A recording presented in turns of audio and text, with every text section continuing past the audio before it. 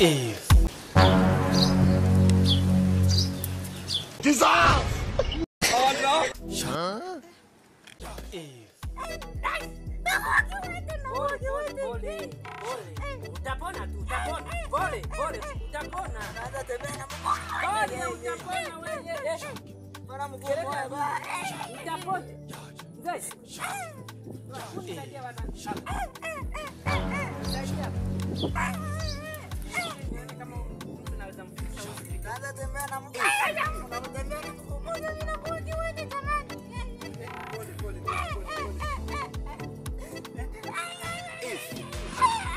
Anakuwa juu kijana. Anakuwa Bwana nda.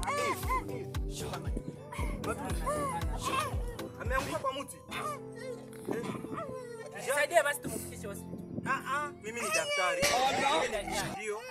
Asante. Nimetokea huku naenda angalia wagonjwa huku. Hii ni kama bahati kwake. Nisaidie basi. Subiri kijana, subiri. Naweza mtibu. Nina uwezo wa kutizama mwili mzima, kuangalia kama alivunjika. Bwana utembee na vipimo sasa. Vipimo niko na vipimo. Uko na vipimo? Ndio. Asante. Nisaidie basi. Kijana, subiri. Umepata bahati. Kwa kuwa na daktari. Kwenye shule walitufunza. Mimi kwa kiwete jamani hapa naanza tembea na mguu mmoja. Pole.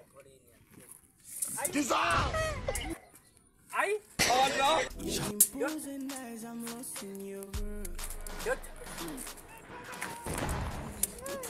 Subiri kijana.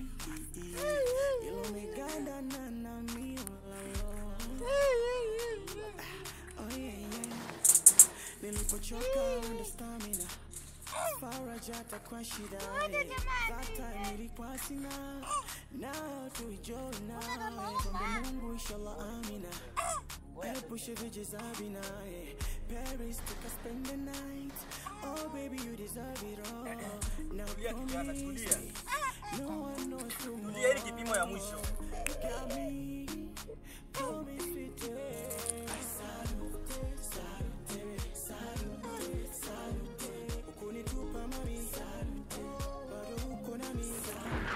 Cheki vizuri kwenye kifua.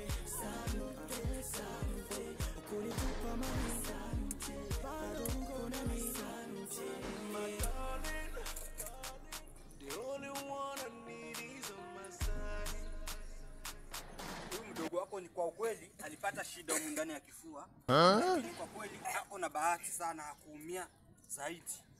Lakini kupitia uwezo wa sisi madaktari tuna uwezo wa kumtibu na anapona haraka. Kumbe inafaa kumharakisha kwenye beskeli twende tufanye matibabu tena haraka sana. Sasa hiyo ndio kipimo mita ya nyumba ndio unapimisha. Hapana, hii ni vipimo likuja ya kisasa. Huu mwaka wa 2025 kuna vipimo litoka Japan. Inapima kifua, figo na kadhalika. Mambo mengi sana vipimo inapima. Mambo za kisasa. Unaona kitu nyeusi hapa hii? Hii inatumika na internet. Kama hauna wifi haiwezi kutumika. Unaona hapa hivi? Nina network huko ndani ndio inatumia. Sasa Haiwezi kutumika bila network. acha tusaidie mdogo wangu. Sawa. Kijana amepata bahati kabisa.